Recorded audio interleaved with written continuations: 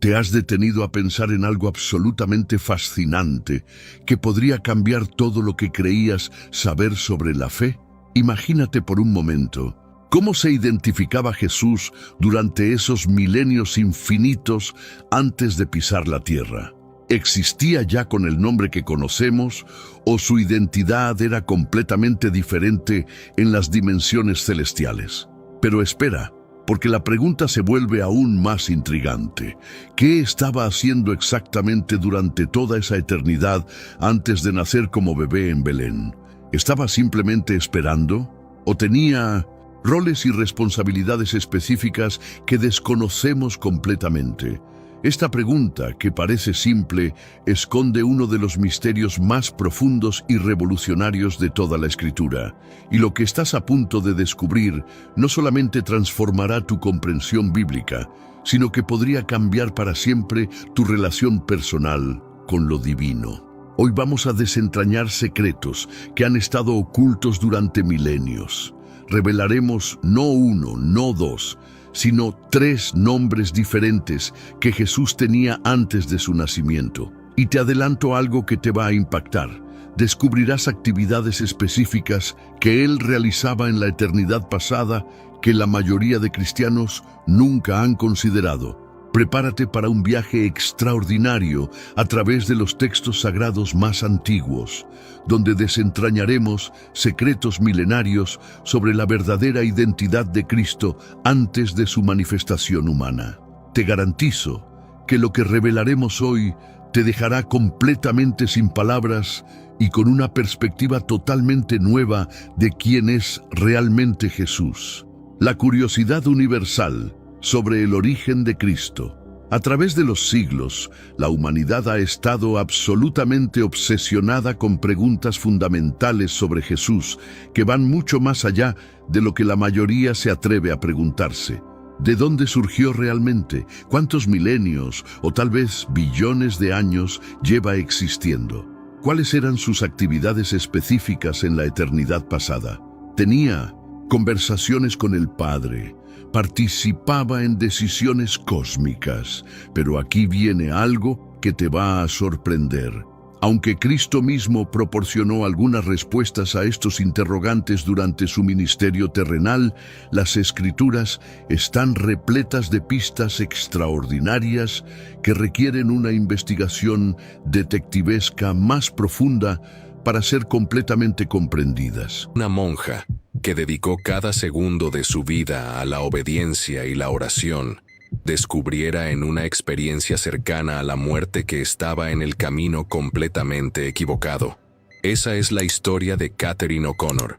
Ella creía estar haciendo todo bien, hasta que un colapso frente al altar la llevó a un encuentro con Jesús.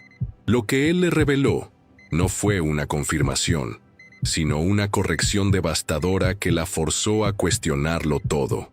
Prepara tu corazón y quédate conmigo hasta el final. Antes de empezar, cuéntame aquí en los comentarios desde qué ciudad o país me estás viendo. Me gusta mucho saber hasta dónde llegan nuestras historias. Y si te gustan las historias que nos hacen reflexionar, aprovecha y suscríbete ya al canal para no perderte los próximos relatos. Vamos a empezar. Hola a todos.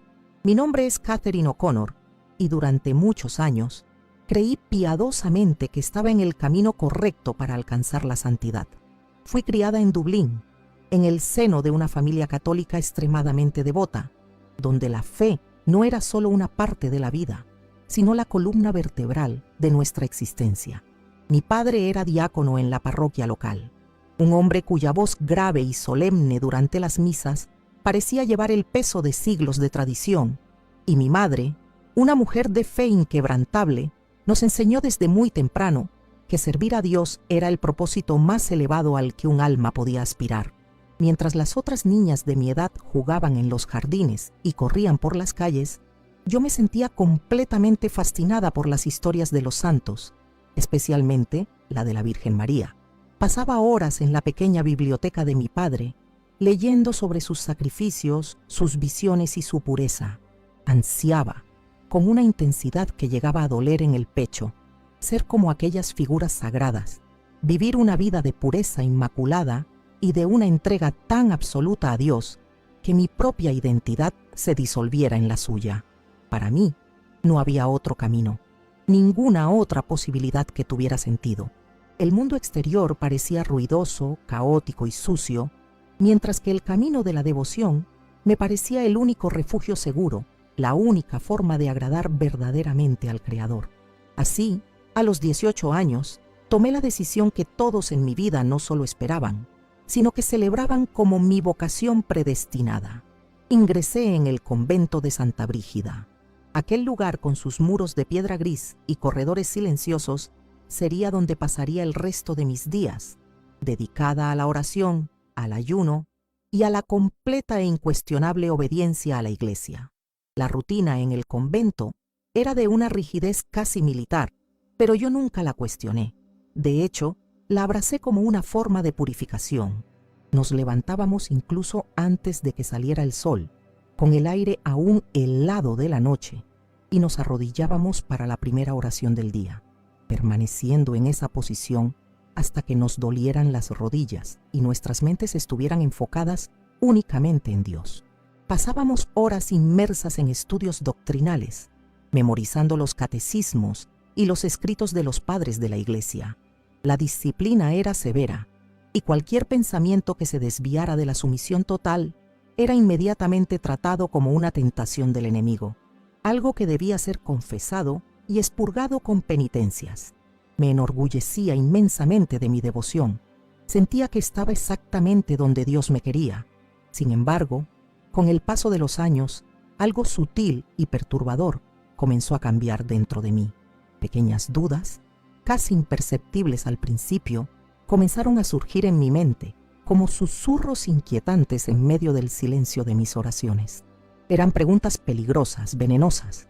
Si Dios es en su esencia puro amor, ¿por qué mi sentimiento predominante hacia Él era un miedo paralizante, un terror constante a equivocarme y ser castigada?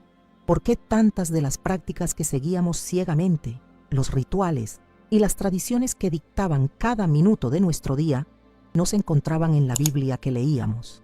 Y la que más me atormentaba, ¿por qué la Iglesia parecía depositar una carga tan pesada y abrumadora sobre los hombros de los fieles, cuando el propio Jesús habló de un yugo suave y una carga ligera?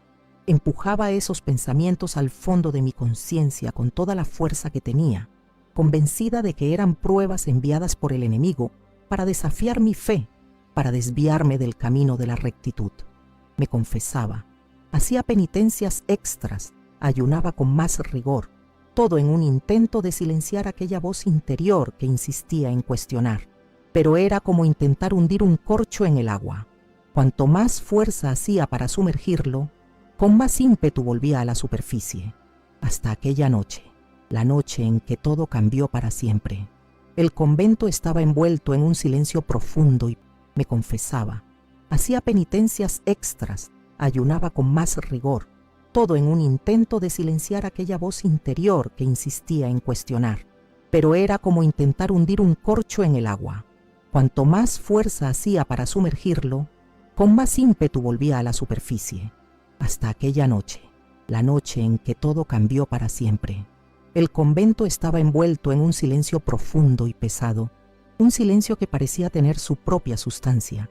Las otras hermanas ya se habían retirado a sus celdas, pero yo permanecía arrodillada ante el altar, sintiendo un peso inexplicable y sofocante en mi pecho. El rostro sereno de la estatua de la Virgen María, que tantas veces me había traído consuelo, aquella noche parecía vigilarme con una indiferencia fría a la luz vacilante de las velas. Y una sensación inquietante y gélida comenzó a subir por mi columna. Cerré los ojos con fuerza, intentando enfocarme, y susurré una oración desesperada, pidiendo a Dios que fortaleciera mi fe, que alejara cualquier duda que pudiera estar contaminando mi corazón. Quería creer, necesitaba creer que estaba en el camino correcto, que todos mis sacrificios tenían un propósito divino. Pero en ese exacto momento, algo en mi interior, una intuición profunda y aterradora, sabía que mi súplica no estaba siendo escuchada de la manera que yo imaginaba. Fue entonces cuando un inexplicable y abrumador sopor se apoderó de mi cuerpo. Mis miembros se volvieron pesados como el plomo. Mi visión comenzó a oscurecerse por los bordes y un mareo aplastante me envolvió, haciendo que el altar y las velas giraran en un borrón informe.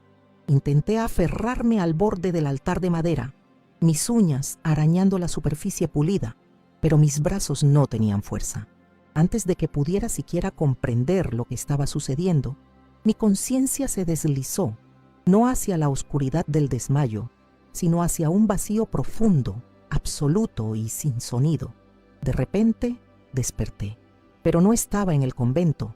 Me encontré en un lugar que, hasta hoy, lucho por describir con la pobreza de las palabras humanas. Había una luz, sí, pero no era una luz común. No quemaba, no deslumbraba, no hería los ojos. Era una luz viva, pulsante, como si llevara dentro de sí una inteligencia, una presencia consciente.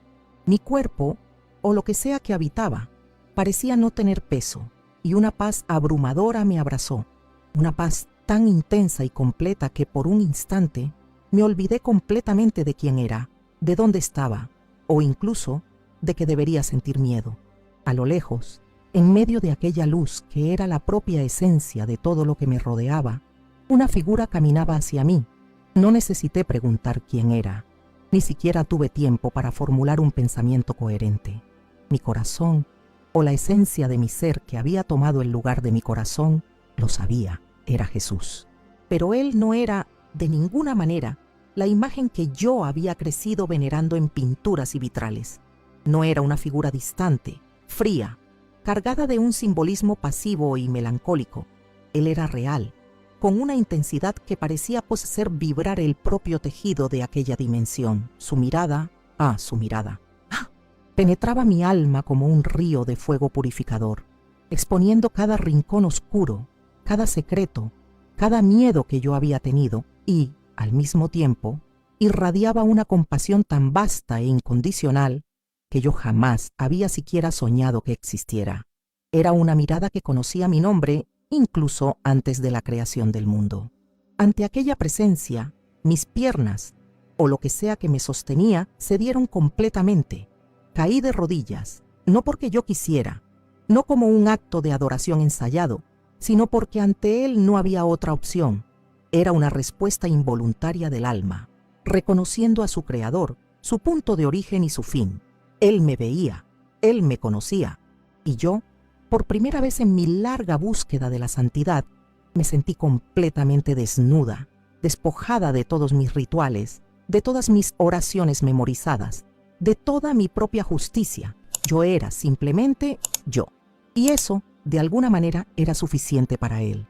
Entonces él pronunció mi nombre, Catherine.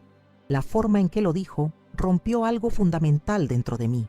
No fue una voz que se oye con los oídos, sino con la propia alma. Era al mismo tiempo suave como la brisa más gentil e inmensurablemente poderosa, como si cada sílaba llevara verdades insondables sobre el universo. Temblé, no de miedo, como el miedo que sentía de Dios en el convento, sino de algo mucho mayor: reverencia, asombro, un sentido de insignificancia abrumadora ante una presencia tan pura. Entonces, él me miró, y en ese instante, toda mi vida pasó ante mis ojos, no como recuerdos vagos o una película rápida, sino como si cada momento, cada pensamiento, cada intención estuviera siendo dispuesta ante nosotros con una claridad imposible. Vi a la niña que fui, arrodillada ante un altar, orando fervorosamente, deseando ser santa. Vi a la joven que entró en el convento, creyendo que se estaba entregando a Dios, pero entonces la visión se profundizó y vi mi vida desde un ángulo que yo nunca, jamás había percibido. Me vi adorando rituales, esforzándome por seguir reglas humanas, poniendo mi lealtad en tradiciones y doctrinas, y no en él. El shock me golpeó como un relámpago, un dolor agudo y punzante en mi alma. Mi corazón gritó en negación: «No, esto no puede ser verdad. Yo siempre lo amé, siempre hice todo por él». Entonces, como si pudiera leer el tumulto desesperado de mis pensamientos, la torrente de justificaciones que mi mente intentaba formular, él simplemente dijo: y su voz no contenía condenación, solo la claridad innegable de la verdad. Seguiste la religión, pero no me seguiste a mí. Mis entrañas se revolvieron. Fue como si mi alma estuviera siendo volteada al revés, expuesta a una verdad que siempre temí en lo más profundo de mi ser, pero que nunca osé enfrentar directamente. Todas mis defensas, todas las capas de orgullo espiritual que había construido a lo largo de décadas de devoción, se desmoronaron en un solo instante. El dolor de aquella revelación era físico, una agonía que superaba cualquier sufrimiento terrenal. Pero Señor, yo te busqué, intenté decir, pero mi propia voz sonó débil y patética ante la inmensidad de su presencia. Mis palabras eran como guijarros arrojados contra una montaña, insignificantes. Yo había buscado una idea de él, una imagen construida por hombres, un sistema que prometía acceso a él a través de un conjunto de reglas y rituales. Me había enamorado de la búsqueda, del proceso, de la sensación de estar haciendo lo correcto, pero nunca me había detenido a conocerlo verdaderamente. Era como una esposa que pasaba la vida entera limpiando la casa, preparando las comidas y siguiendo una lista de deberes al pie de la letra, pero que nunca se sentó a conversar con el marido, a mirarlo a los ojos y conocer su corazón. La percepción era tan abrumadora que deseé poder dejar de existir solo para escapar de la vergüenza de mi propia ceguera. Y entonces, como para ilustrar su punto de una manera que yo jamás pudiera olvidar, más visiones surgieron ante mí, expandiéndose a partir de aquella luz central. Vi multitudes, millones de personas alrededor del mundo, arrodilladas ante imágenes de yeso y madera, repitiendo palabras vacías cuyos significados ya se habían perdido en el tiempo. Vi personas depositando su confianza y su fe en líderes religiosos, en hombres falibles vestidos con suntuosas vestiduras, más que en la palabra viva de Dios. Vi corazones que creían sinceramente estar sirviendo a Cristo, pero que estaban lejos de Él, enredados en una telaraña de formalidades sin vida, tradiciones de hombres y obligaciones que no traían ninguna conexión real. El peso de aquella revelación me aplastó. Yo era una de ellos. Yo era exactamente como esas personas.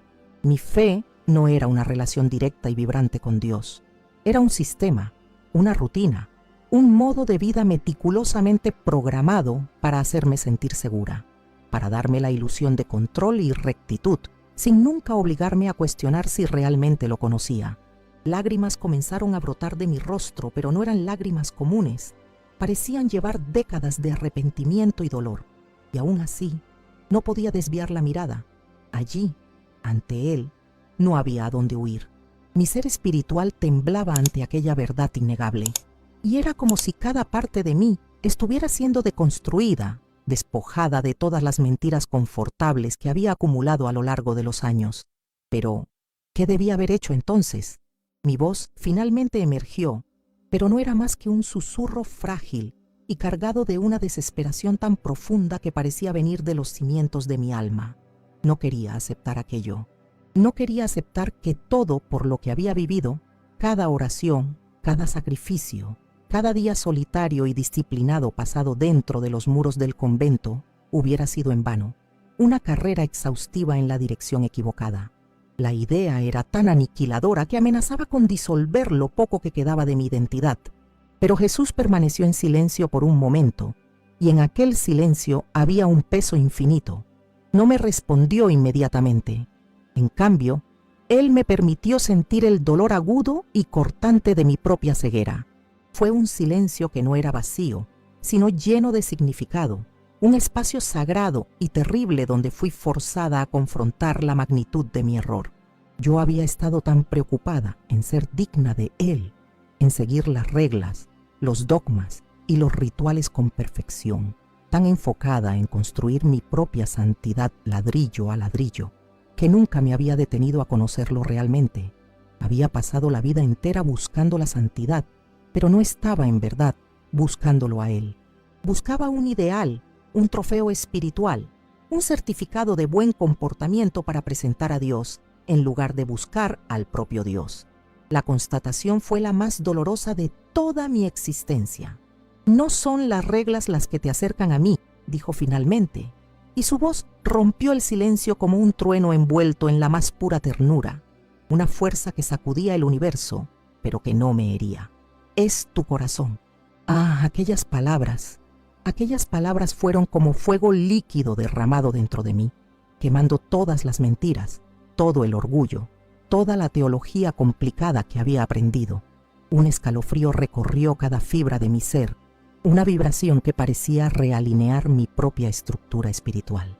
Nunca supe lo que era estar tan expuesta, tan completamente vulnerable y al mismo tiempo ser tan profundamente amada. Todo el miedo al castigo, todo el terror al juicio que había sido la base de mi fe durante tantos años, simplemente se disolvió en aquella presencia que era pura aceptación. Lo miré, esperando más explicaciones, esperando que él me dijera qué hacer ahora, cómo arreglarlo todo, cómo reescribir la historia de mi vida. Pero él simplemente extendió su mano hacia mí, la palma abierta, en una invitación silenciosa.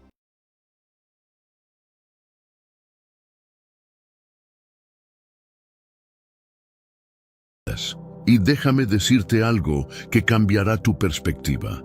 La mayoría de cristianos leen la Biblia sin darse cuenta de que están pasando por alto referencias increíbles a la vida preencarnada de Jesús que están escondidas a simple vista.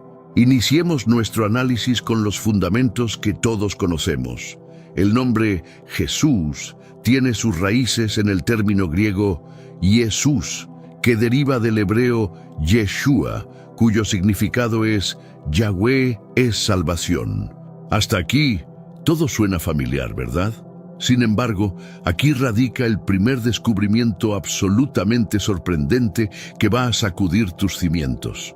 La existencia de Cristo no tuvo su origen en aquella noche sagrada en Belén, para nada. Las Escrituras nos revelan categóricamente que Él existía mucho antes de ese momento histórico en el pesebre. Pero no estamos hablando de unos pocos años antes, ni siquiera de siglos. Estamos hablando de eternidad sin principio. Entonces surge la pregunta crucial que nos va a ocupar hoy.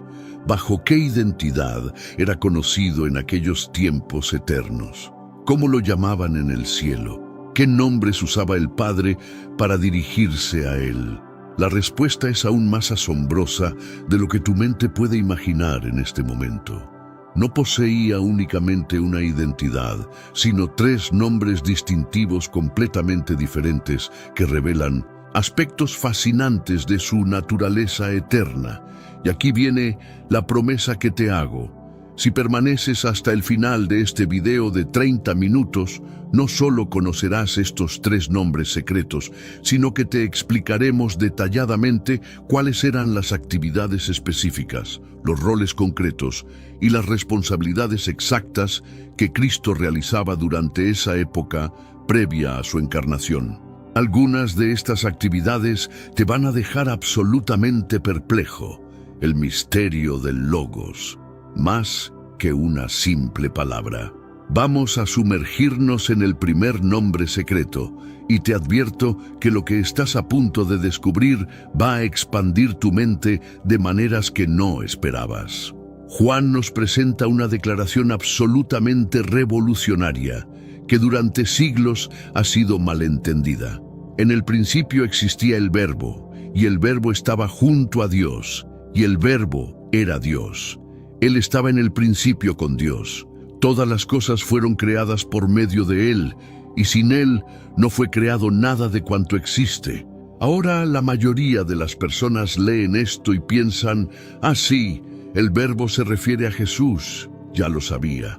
En este mundo actual, vemos cada vez más personas yendo en contra de los principios tradicionales, y parece que lo inmoral está cada vez más presente. Es común sentirse desorientado y sin rumbo. Sin embargo, aún existe un camino para recuperar la verdadera esencia y restablecer los principios éticos en nuestra rutina diaria. Si te sientes perdido en medio de la confusión y deseas más claridad, tenemos algo especial para ti, un recurso curso creado especialmente para ayudarte a comprender el significado de estos desafíos actuales y enfrentarlos con sabiduría y valentía. Este es el verdadero valor de Caminos de la Revelación, descifrando la Biblia por completo, un camino hacia la claridad y la serenidad a través de sus enseñanzas. Lo mejor de todo es que está disponible ahora, como un regalo, en el primer comentario fijado. No pierdas esta oportunidad de transformar tu vida y descubrir el propósito genuino de estos desafíos.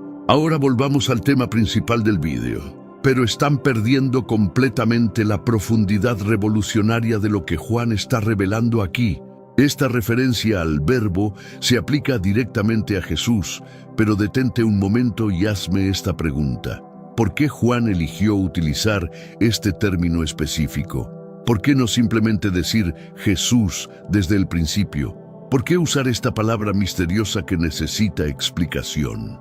Aquí es donde la revelación se vuelve absolutamente fascinante y donde la mayoría de predicadores se quedan cortos en su explicación. En las culturas antiguas, los nombres poseían una profundidad de significado extraordinaria que nosotros en el mundo moderno hemos perdido completamente. No funcionaban como simples etiquetas identificativas que ponemos a nuestros hijos porque nos gusta cómo suenan, sino que revelaban la esencia, el propósito, el destino e incluso las características de personalidad de quien los portaba. El término verbo comunica el papel fundamental de Jesús en transmitir la verdad divina a la humanidad. Pero espera, porque la profundidad de este concepto va mucho más allá de lo que podríamos imaginar inicialmente. Aquí viene la parte técnica que te va a fascinar. El Nuevo Testamento emplea dos palabras griegas completamente distintivas para describir este concepto de palabra. Y entender la diferencia entre ellas va a revolucionar tu comprensión. Rema y logos. Rema frecuentemente se refiere a una palabra pronunciada específicamente, una declaración concreta en un momento particular. Por ejemplo, cuando el ángel Gabriel comunicó a María que concebiría al Hijo de Dios, ella respondió: «Que se cumpla en mí según tu palabra».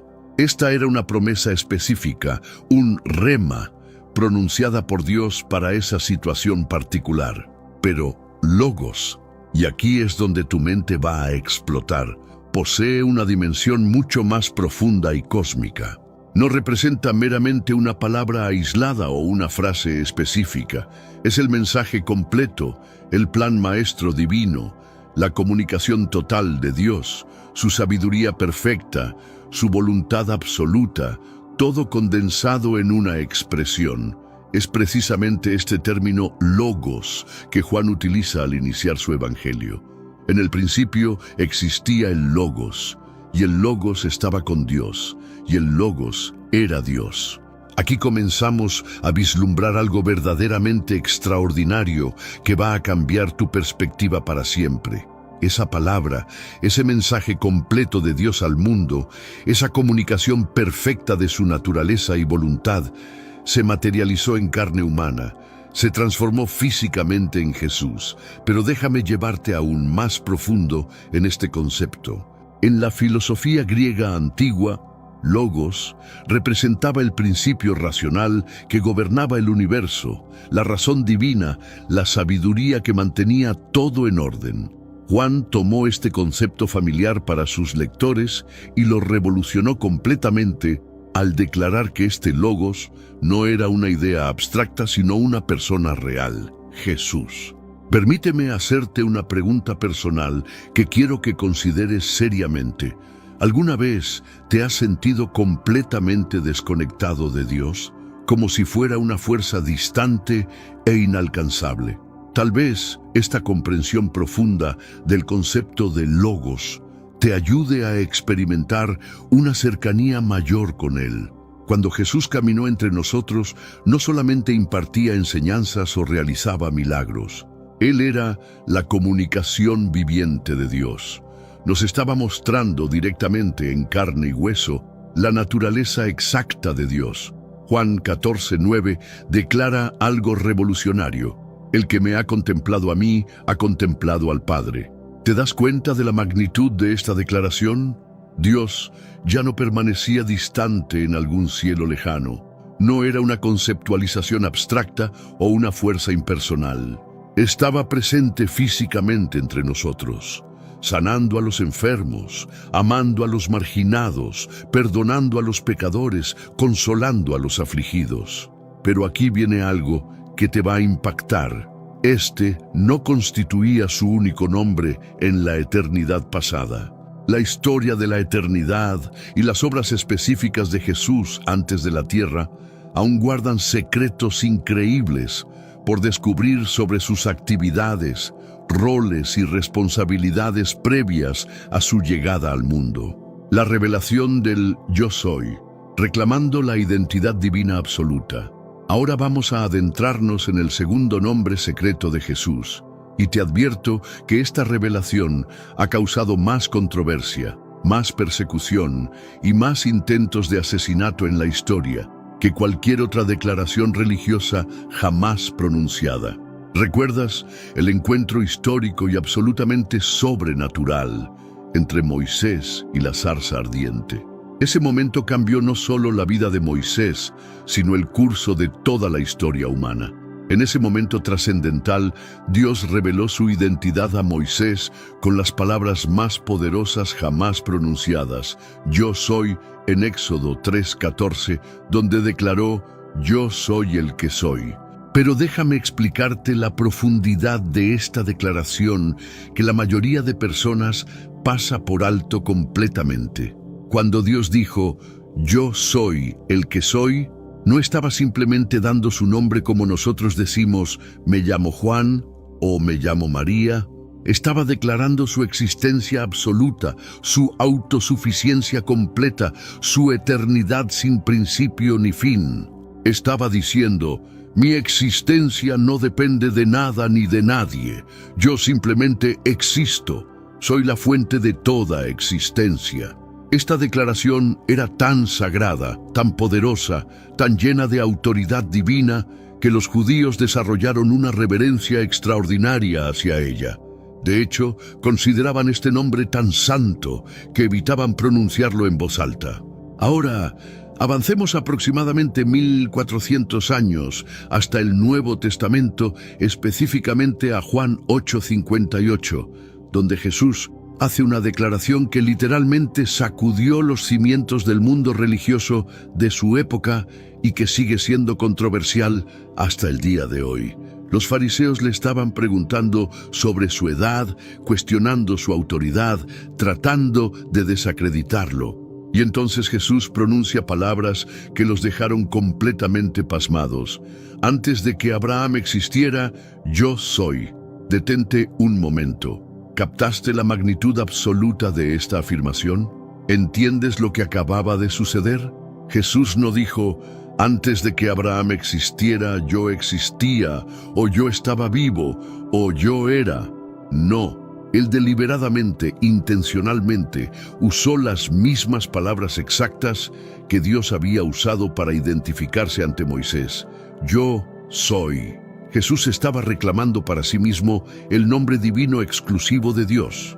Estaba declarando que él poseía la misma naturaleza eterna, la misma autoexistencia, la misma autoridad absoluta que el Dios que se reveló a Moisés en la zarza ardiente. Esto significaba algo que era completamente escandaloso para sus oyentes. Jesús no era simplemente un maestro espiritual excepcional.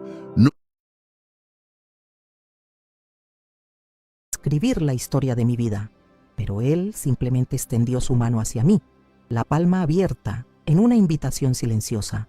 Yo dudé. Tanta culpa, tanta vergüenza, tanta indignidad llenaban mi ser en ese momento que aceptar su toque parecía lo más incorrecto y presuntuoso. No lo merecía, no era digna.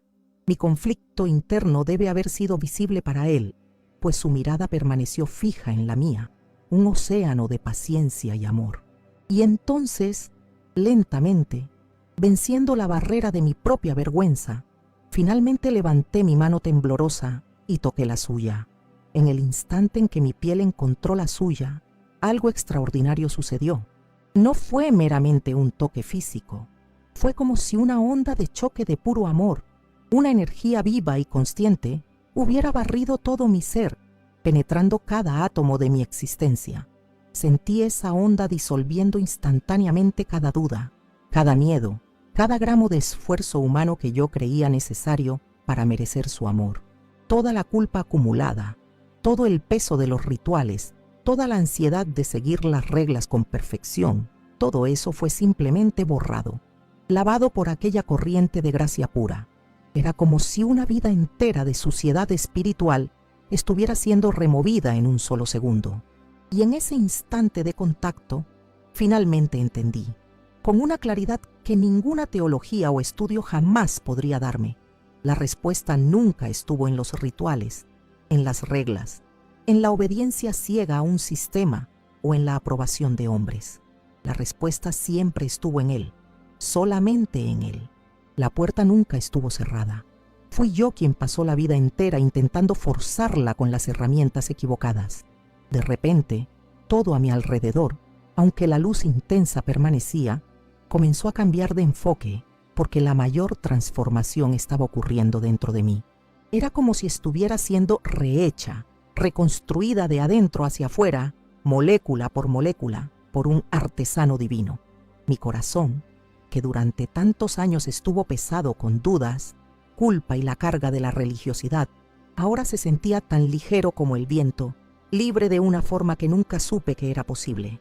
Fue como si, por primera vez en mi vida, entendiera lo que significaba la verdadera libertad.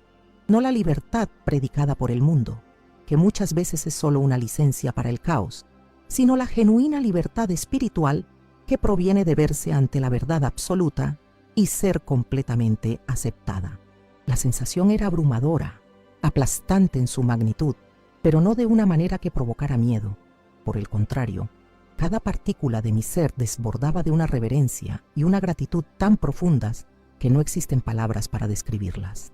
Yo era una copa pequeña y agrietada siendo llenada por el océano entero, y en lugar de romperse, estaba siendo restaurada y expandida por aquella inmensidad.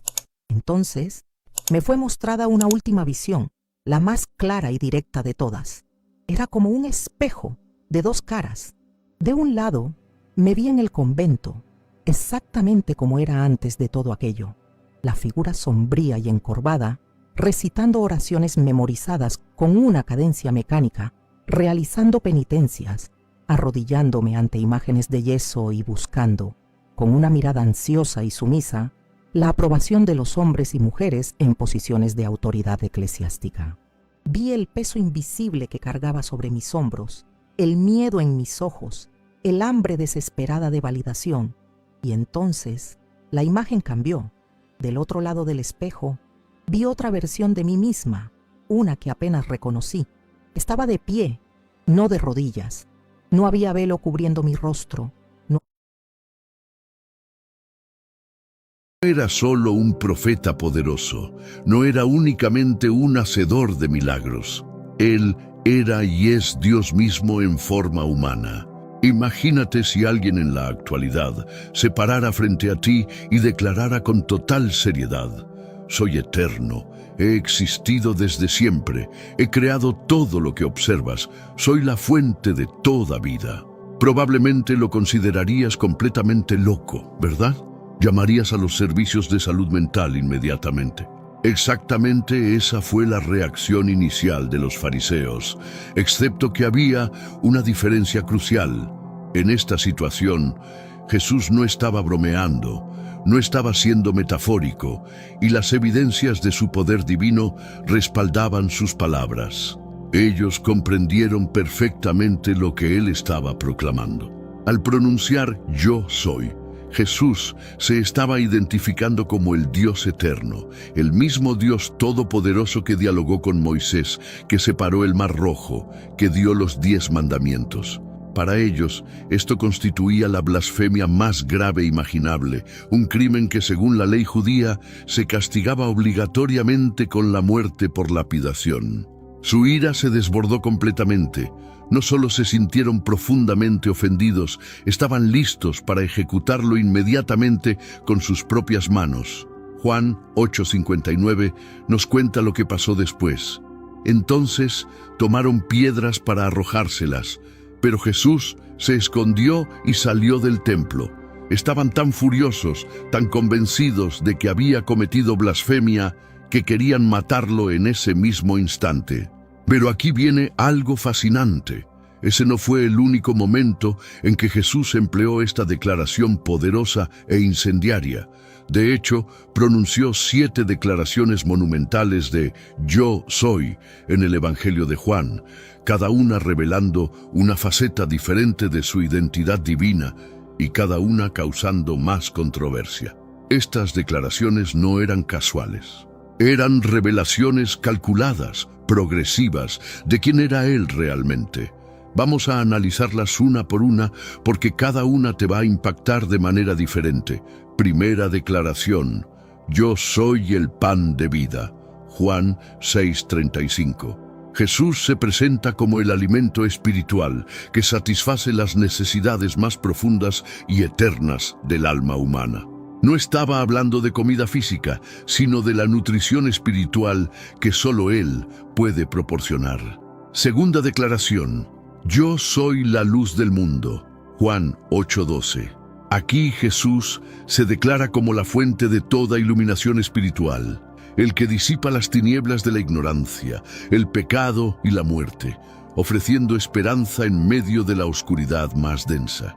Tercera declaración: Yo soy la puerta de las ovejas. Juan 17. Jesús se describe como el único acceso legítimo y seguro al reino de Dios, ofreciendo protección, seguridad y salvación a quienes entran por Él. Cuarta declaración: Yo soy el buen pastor. Juan 10:11. Como el pastor que voluntariamente entrega su vida por las ovejas, Jesús demuestra un amor sacrificial y un cuidado personal por cada uno de su pueblo. Quinta declaración: Yo soy la resurrección y la vida. Juan 11:25.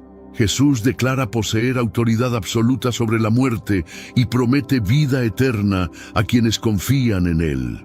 Esta no es solo esperanza futura, sino realidad presente.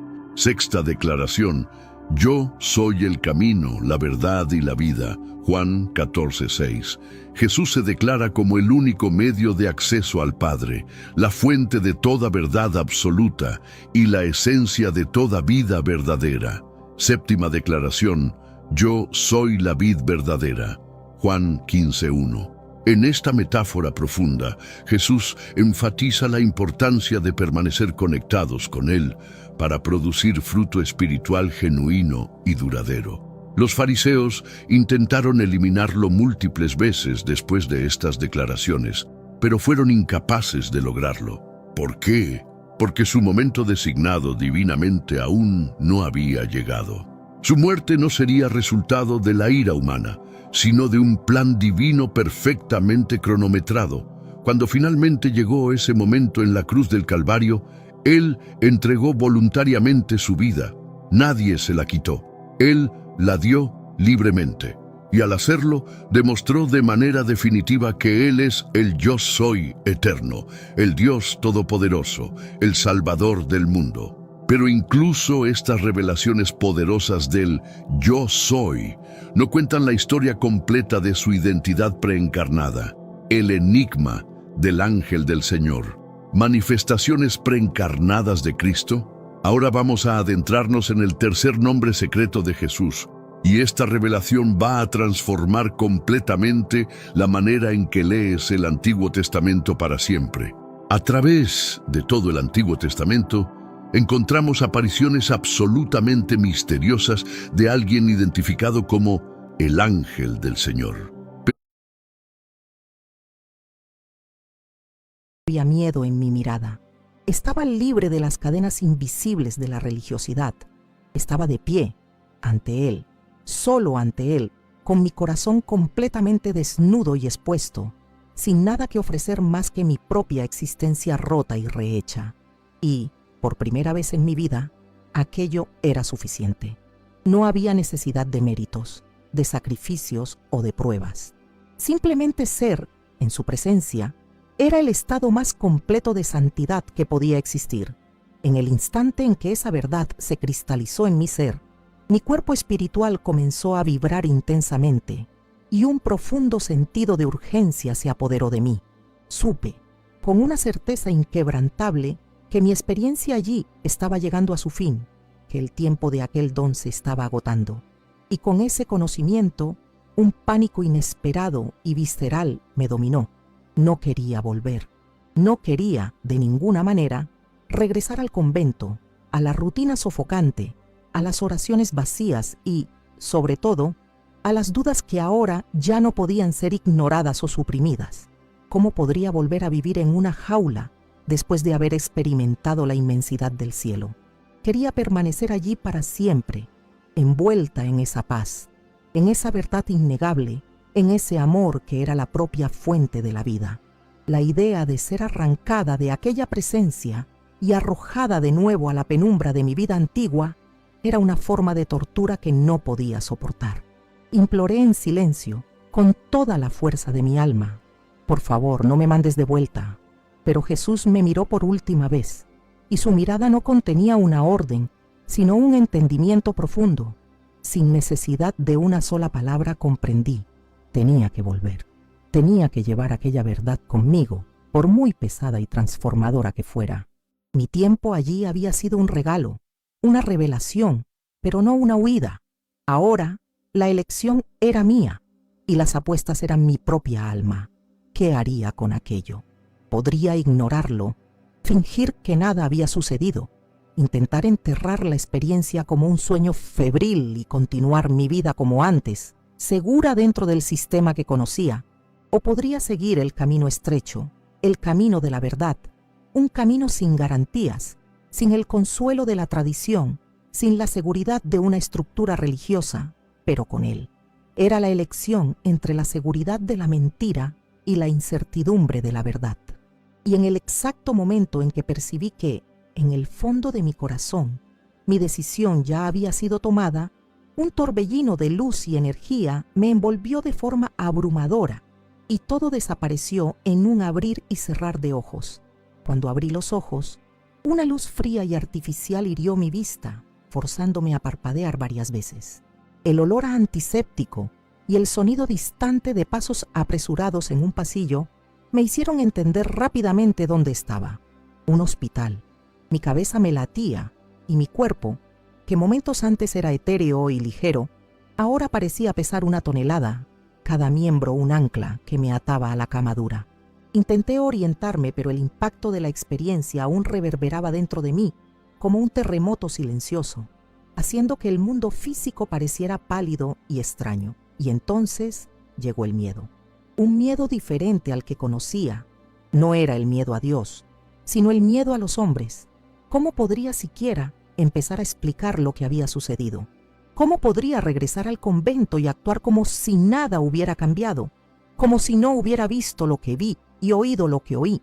Sabía, con una certeza que trascendía la lógica, que ya no era la misma persona que se había arrodillado ante aquel altar aquella noche. Algo dentro de mí se había roto de forma irremediable, pero, al mismo tiempo, algo mucho más grande y verdadero había sido reconstruido en su lugar. Era una extraña en mi propio cuerpo, en mi propia vida. Antes de que pudiera organizar mis pensamientos tumultuosos, la puerta de la habitación se abrió y una de las monjas, la hermana Agnes, entró. Sus ojos se abrieron de par en par al verme despierta, y rápidamente llamó a la Madre Superiora con una voz que mezclaba sorpresa y alarma. Mi corazón se aceleró. Necesitaba contarle a alguien. Necesitaba desesperadamente poner en palabras la abrumadora realidad que había experimentado, con la esperanza de encontrar una pizca de comprensión. Pero una parte de mí, la parte que ahora veía el mundo con una claridad dolorosa, ya sabía que no sería tan simple. La Madre Superiora entró en la habitación con su semblante austero de siempre, sus pasos medidos y silenciosos. No había preocupación en su expresión, ni el alivio de ver a una de sus hermanas bien. Solo había una frialdad calculada, una mirada que parecía evaluar la situación como un problema a ser gestionado. «Hermana Catherine, gracias a Dios estás bien», dijo ella, pero su voz no contenía ningún calor, ninguna emoción genuina. Eran solo palabras protocolares, vacías de la vida que yo acababa de presenciar. Dudé un momento. El peso de su mirada autoritaria casi me silencia, pero entonces recordé su voz, su mirada, la verdad que ardía en mi alma. No podía permanecer en silencio. Reuní todo el coraje que poseía y comencé a relatar mi experiencia. Cada palabra salió con una fuerza que no sabía que tenía, como si fuera imposible contenerlas dentro de mí. Hablé de la luz, de Jesús, de lo que Él me había mostrado sobre cómo pasamos la vida sirviendo a un sistema religioso, y nos olvidamos de buscar una relación verdadera con Él. El silencio en la habitación se volvió sofocante, pesado. La Madre Superiora me miraba como si estuviera poseída por algún espíritu maligno. Sus labios se afinaban en una línea dura.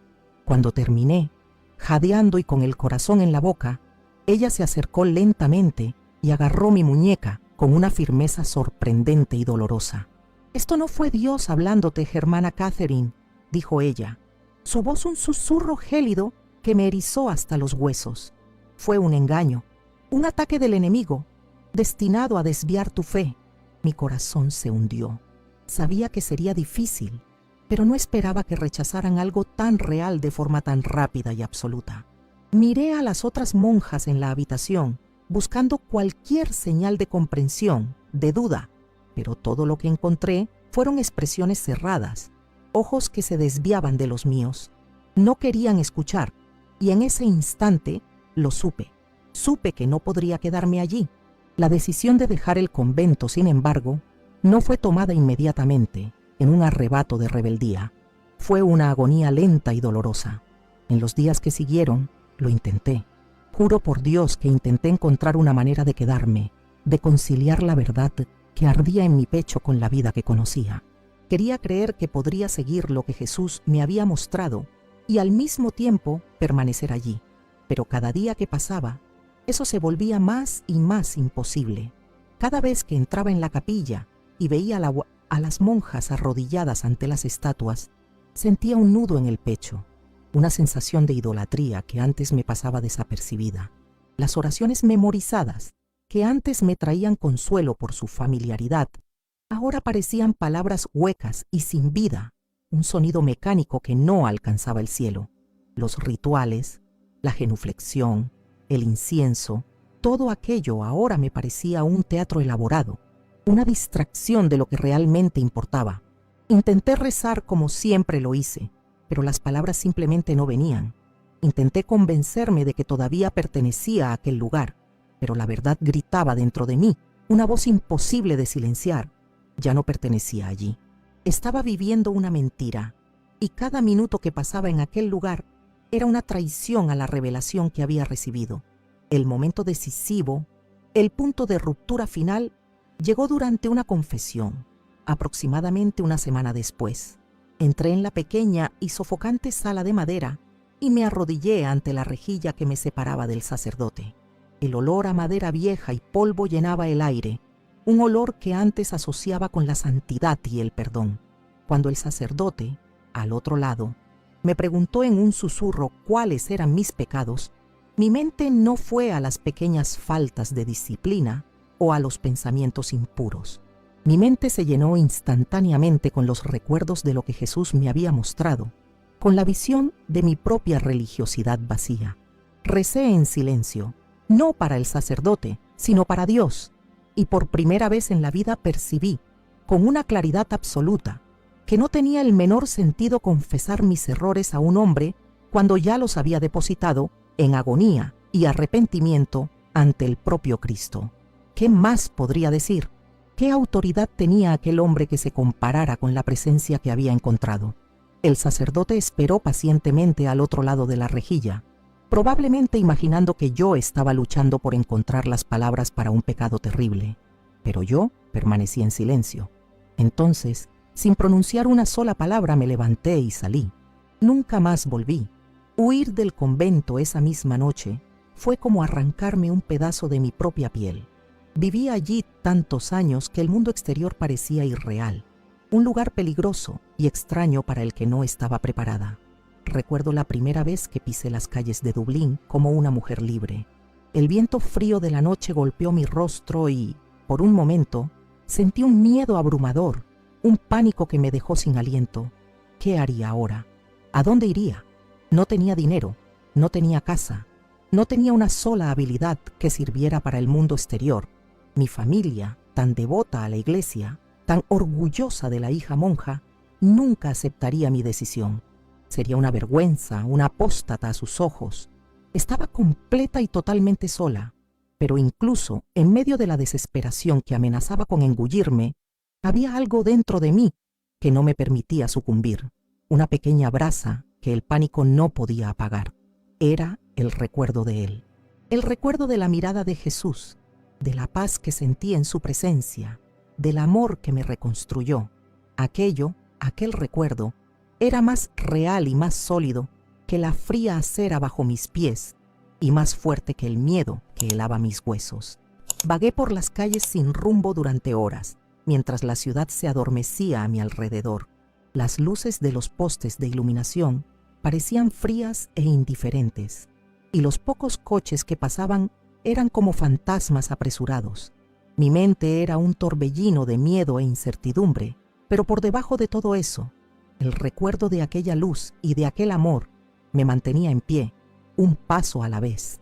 Intenté organizar mis pensamientos, entender lo que el futuro me deparaba, pero todo era un gran borrón de imposibilidades. Fue entonces cuando, doblando una esquina en un barrio más tranquilo y residencial, divisé una pequeña iglesia a lo lejos. No se parecía en nada a las iglesias que yo conocía. No tenía imponentes torres góticas, ni inmensos y coloridos vitrales, ni imágenes doradas relucientes. Era una construcción sencilla, casi modesta, de ladrillos rojos, con una cruz de madera simple sobre la puerta. Su humildad era tan llamativa, en comparación con la grandiosidad a la que yo estaba acostumbrada, que por un instante dudé. Pero algo dentro de mí, una voz suave e insistente que estaba empezando a reconocer, me dijo que debía entrar. Era un impulso ilógico, pero era la única dirección que tenía. Empujé la pesada puerta de madera de aquella iglesia, sin saber exactamente qué esperar. Mi corazón latía fuerte en mi pecho, y la sensación de pisar un terreno tan desconocido me dejó profundamente inquieta. El espacio interior era pequeño, pero sorprendentemente acogedor. Algunas pocas personas estaban sentadas en los bancos de madera, algunas orando en silencio, otras conversando en tonos suaves. No había imágenes sagradas en las paredes, ni el fuerte olor a incienso en el aire, ni rituales siendo ejecutados. La simplicidad del lugar, la ausencia de todos los símbolos y ceremonias que habían definido mi fe durante toda mi vida, me dejó incómoda al principio. Era extraño estar en un templo donde la fe no se manifestaba a través de objetos, sino solo a través de las personas y de la palabra. Fue entonces cuando una voz gentil y firme llamó mi atención.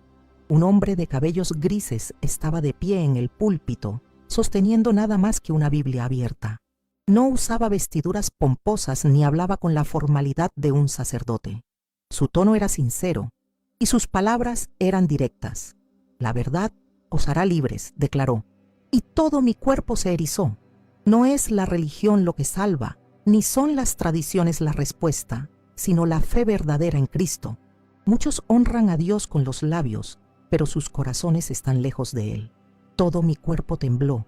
Eran las mismas palabras, la misma esencia de la verdad que Jesús me había mostrado. Mis rodillas casi cedieron. Me senté en uno de los bancos, intentando absorber el impacto de aquellas palabras. Esto no podía ser una coincidencia. Era como si el propio Dios me estuviera guiando, confirmando todo lo que Él ya me había revelado en aquel lugar de luz. Por primera vez, oí a alguien hablar sobre la salvación por gracia, sin necesidad de obras, penitencias o intermediarios humanos.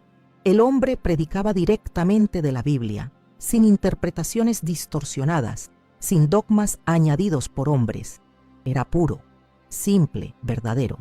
Lágrimas calientes comenzaron a brotar de mi rostro sin que pudiera controlarlas, lágrimas de alivio, de reconocimiento y de una alegría dolorosa. Por primera vez, desde que había huido del convento, sentí que estaba exactamente donde debía estar. Aquella era la fe que había buscado durante toda mi vida, pero que nunca había encontrado dentro de los muros de piedra y las reglas rígidas. Al final del sermón, cuando el pequeño grupo comenzó a dispersarse, uno de los miembros de la iglesia, un señor de rostro amable, se acercó y preguntó si necesitaba ayuda. Dudé por un momento. Contar mi historia significaría romper definitivamente con todo lo que había sido, pero en ese instante percibí que no había vuelta atrás. Lo miré a los ojos y con un nudo en la garganta, finalmente pronuncié las palabras que liberaron mi alma. Quiero conocer a Jesús, de verdad. En ese momento esperaba ser juzgada, quizás incluso ser objeto de sospecha o un interrogatorio sobre mi pasado. Toda mi vida me habían enseñado a desconfiar de las emociones y a atenerme a la doctrina. Pero para mi completa sorpresa, los ojos del hombre no se llenaron de desconfianza, sino que brillaron con una mezcla de comprensión y alegría genuina. No me preguntó sobre mi pasado, ni cuestionó mi decisión de dejar el convento. Simplemente sonrió, una sonrisa que alcanzó sus ojos, y dijo las palabras que terminaron de demoler la fortaleza que yo había construido alrededor de mi corazón.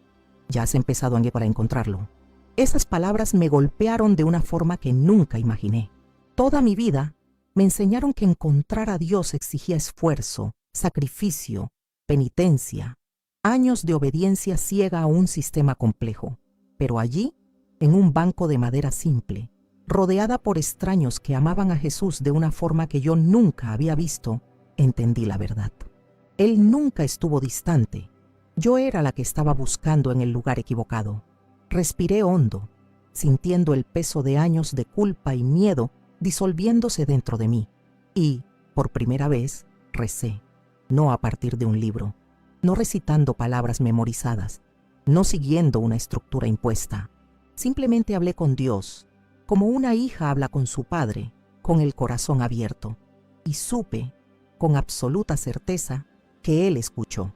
En los días siguientes, permanecí en aquella iglesia, siendo acogida por aquella pequeña comunidad, como si siempre hubiera pertenecido a ellos. Comencé a estudiar la Biblia con ojos nuevos, completamente libre de las interpretaciones forzadas y dogmáticas que me fueron enseñadas en el convento. Fue como si un velo hubiera sido retirado de mis ojos. Descubrí verdades que estuvieron allí todo el tiempo, pero que nunca me habían sido reveladas. La salvación no venía de las obras que yo pudiera hacer, sino que era un regalo gratuito que venía de la gracia de Dios, aceptada por la fe. La fe no era una carga abrumadora de reglas y rituales, sino un don, una confianza que me liberaba. Dios no deseaba mis sacrificios y rituales. Él quería una relación verdadera, un corazón rendido. Cada versículo que leía parecía iluminar algo dentro de mí, llenando vacíos que ni siquiera sabía que existían, respondiendo a preguntas que tenía miedo de hacer. Era como beber agua fresca después de una vida entera sintiendo sed. La alegría de finalmente entender la simplicidad y la profundidad del Evangelio era, a veces, tan intensa que lloraba de pura gratitud. Sin embargo, la transición no estuvo exenta de dolor. La noticia de mi partida del convento, como era de esperar, llegó rápidamente a oídos de mi familia, y la reacción fue absolutamente devastadora, un golpe que me partió el corazón. Mi hermano, que siempre me admiró, cortó el contacto inmediatamente, diciendo que había deshonrado el nombre de nuestra familia. Mi madre, en una llamada llena de lágrimas y acusaciones, dijo que yo estaba traicionando todo lo que ella me enseñó, que le había dado la espalda a la única iglesia verdadera. Pero la reacción de mi padre fue la que más dolió. El hombre que siempre me incentivó a servir a Dios, el diácono de la iglesia, afirmó con una convicción gélida que yo había sido engañada por una mentira demoníaca, que mi experiencia no era más que una trampa de Satanás.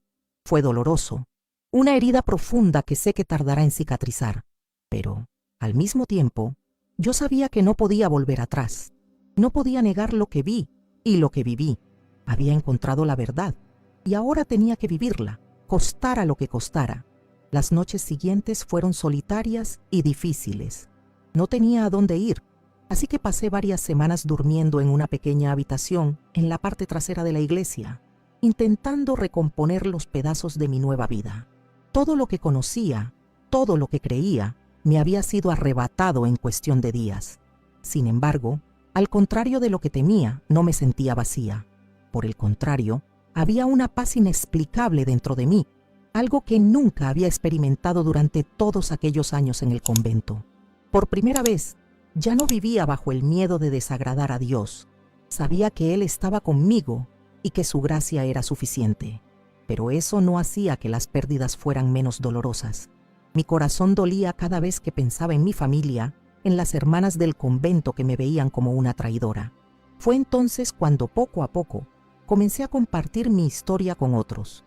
Al principio fue difícil, las palabras parecían pesadas, pero para mi sorpresa, muchas personas escucharon con interés genuino. Algunas se identificaron, otras, conmocionadas, dijeron que nunca habían pensado en su fe de esa manera.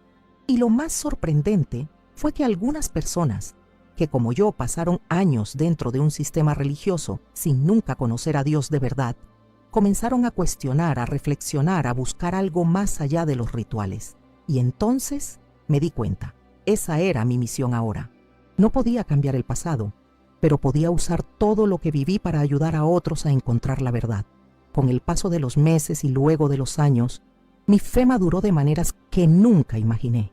Ya no era la joven asustada que huyó del convento sin rumbo. Ahora conocía mi propósito. Viajé a diferentes lugares, compartiendo mi testimonio en pequeñas iglesias y comunidades, siempre recontando el momento en que vi a Jesús, las palabras que me dijo y cómo la verdad transformó mi vida. Cada vez que hablaba, sentía su presencia conmigo, guiando mis palabras. A veces encontraba resistencia. Muchos no querían escuchar, reacios a cuestionar lo que les había sido enseñado desde la infancia, pero otras veces veía lágrimas en los ojos de las personas, vidas siendo tocadas, corazones que finalmente entendían que no necesitaban intermediarios humanos para acercarse a Dios. Y eso me daba fuerzas para continuar. Las heridas aún existían. Mi familia nunca más me habló, pero aprendí a entregar ese dolor a Dios, entendiendo que la verdadera fe no se basa en el consuelo o la aprobación de los demás, sino en la certeza de que estás en el camino correcto, y yo lo estaba. Cada día junto a Jesús me mostró que perder todo lo que yo creía que era mío había en realidad significado ganar todo lo que realmente importa. Hoy, cuando miro hacia atrás, no veo una historia de pérdida, sino de liberación. Perdí lo que antes juzgaba esencial: mi posición en la iglesia, mi reputación, el amor de mi familia. Pero gané algo que nada de aquello podría ofrecer: una relación viva y verdadera con Cristo. Muchas veces me pregunté por qué Él eligió mostrarme esa verdad, por qué a mí, y hoy lo entiendo. No fui elegida por ser especial o más merecedora. Fui elegida porque lo busqué con un corazón sincero, incluso cuando no sabía bien a quién buscaba. Y Él me respondió de la manera más clara y transformadora posible a través de sí mismo. Si hay algo que espero que este relato les deje, es esto. No se trata de religión, no se trata de tradición ni de seguir reglas impuestas por hombres. Se trata de conocer verdaderamente a Jesús. Se trata de permitir que Él revele la verdad a su corazón, sin miedo, sin cadenas, sin intermediarios. Porque al final, cuando todo se vaya, cuando toda estructura humana se derrumbe, solo Él permanecerá. Y cuando llegue el día en que esté ante Él una vez más, sé que no habrá más dudas, ni dolor, ni miedo. Solo la paz de, finalmente, estar en casa, donde siempre pertenecí. La jornada de Catherine nos muestra. Aquí está el giro fascinante que la mayoría de cristianos nunca han considerado. Este no es un ángel ordinario para nada. Este ángel del Señor era en realidad Jesús, apareciendo en manifestaciones preencarnadas, siglos antes de su nacimiento en Belén. Estas apariciones no solo representan prefiguraciones o símbolos de Jesús, sino que son encuentros reales, literales, con Cristo antes de que tomara forma humana permanente. Déjame mostrarte evidencias específicas que van a volarte la mente. Encuentro con Agar, Génesis 16. Cuando Agar huye al desierto, se encuentra con el ángel del Señor junto a una fuente de agua. Pero observa cuidadosamente lo que sucede. Este ángel no solo habla en nombre de Dios, sino que habla como Dios, usando pronombres en primera persona. Le dice: multiplicaré tanto tu descendencia que no podrá ser contada. ¿Desde cuándo un ángel creado tiene autoridad para hacer promesas de multiplicación? Solo Dios tiene esa autoridad. La prueba de Abraham, Génesis 22. Cuando Abraham está a punto de sacrificar a Isaac, el ángel del Señor lo detiene. Pero nuevamente, este ángel habla como si fuera Dios mismo. Por mí mismo he jurado, dice Jehová. Un ángel creado jamás juraría por sí mismo en nombre de Dios. Solo Dios puede jurar por sí mismo. Jacob luchando, Génesis 32. Jacob lucha toda la noche con un hombre misterioso que resulta ser divino. Jacob declara: vi a Dios cara a cara, y fue librada mi alma. ¿Con quién luchó Jacob realmente? Con una manifestación preencarnada de Jesús. La zarza ardiente, Éxodo 3. Aunque el texto dice que Moisés vio al ángel del Señor en la zarza, inmediatamente después, Dios mismo habla desde la zarza. ¿Cómo explicamos esta transición? Es la misma persona, Jesús preencarnado, manifestándose como el ángel del Señor. Balaam y su burra, Números 22. El ángel del Señor se aparece a Balaam con una espada en su mano, y Balaam se postra ante él en adoración. Los ángeles creados siempre rechazan la adoración y la dirigen hacia Dios, pero este ángel la acepta porque es Dios. Josué antes de Jericó, Josué 5. Un hombre aparece ante Josué con una espada desenvainada, identificándose como príncipe del ejército de Jehová.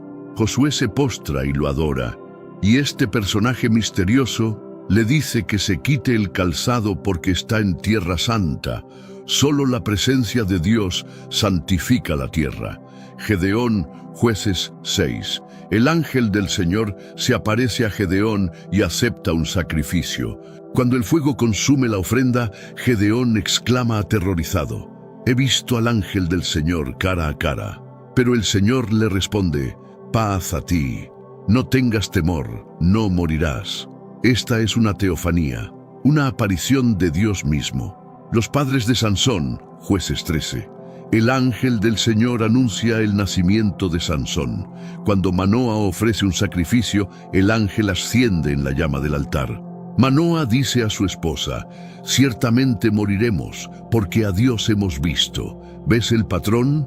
En cada uno de estos encuentros, el ángel del Señor habla con autoridad divina, acepta adoración, hace promesas que solo Dios puede hacer, se identifica usando el nombre divino, es reconocido por los humanos como Dios mismo. Este ángel no solo transmite mensajes de Dios como un ángel creado normal, él habla como Dios, actúa con la autoridad de Dios, acepta la adoración debida solo a Dios y es reconocido consistentemente como Dios mismo por quienes lo encuentran. La única explicación lógica es que estas son manifestaciones preencarnadas de Jesús. Cristo no comenzó a existir en Belén. Él había estado apareciendo a la humanidad durante milenios, preparando el camino para su encarnación permanente. Pero aquí viene algo aún más fascinante. ¿Por qué aparecía como ángel? La palabra ángel simplemente significa mensajero. Jesús, como la segunda persona de la Trinidad, frecuentemente actuaba como el mensajero del Padre, el revelador de la voluntad divina, el comunicador de los planes de Dios. Estas apariciones del ángel del Señor nos muestran que Jesús ha estado activamente involucrado en la historia humana desde el principio, guiando, protegiendo, revelando y preparando el camino para la redención. Las profecías mesiánicas, revelando la naturaleza eterna, siglos antes.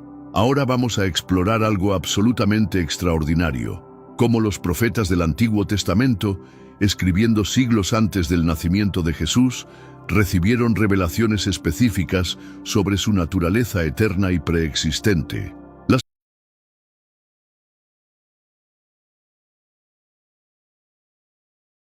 Levanté mi mano temblorosa y toqué la suya. En el instante en que mi piel encontró la suya, algo extraordinario sucedió. No fue meramente un toque físico. Fue como si una onda de choque de puro amor, una energía viva y consciente, hubiera barrido todo mi ser, penetrando cada átomo de mi existencia. Sentí esa onda disolviendo instantáneamente cada duda, cada miedo, cada gramo de esfuerzo humano que yo creía necesario para merecer su amor. Toda la culpa acumulada, todo el peso.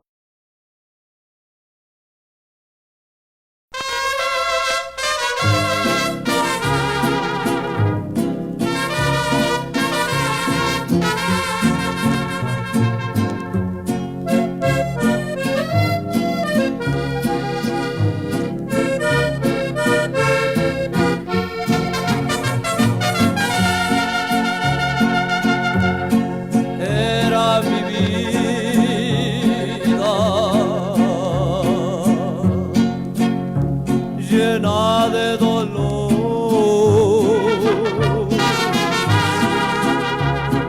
era mi vida,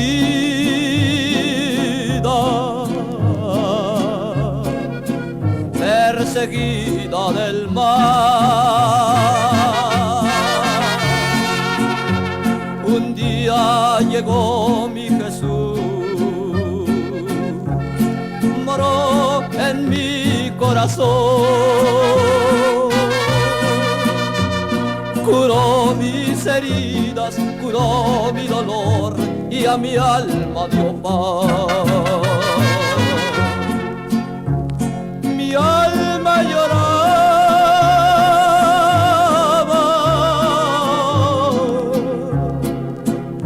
mi Dios la consoló, me dio de su gracia, me dio de su amor. Mi alma lloraba,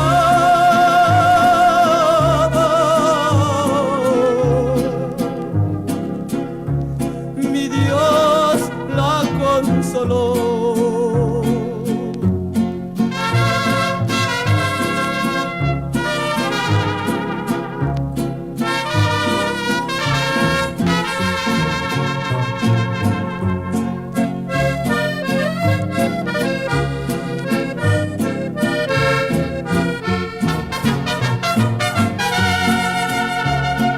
Era mi vida, perseguida del mal. Siempre lloraba al ver mi condición, pero mi Cristo llegó, moró en mi corazón, curó mis heridas, curó mi dolor y a mi alma dio paz. Mi alma lloraba,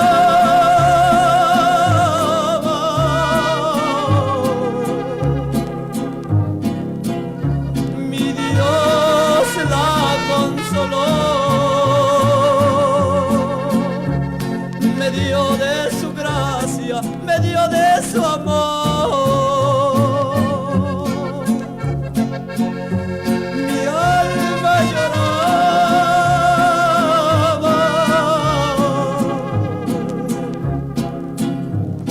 mi Dios la consoló. Era mi vida.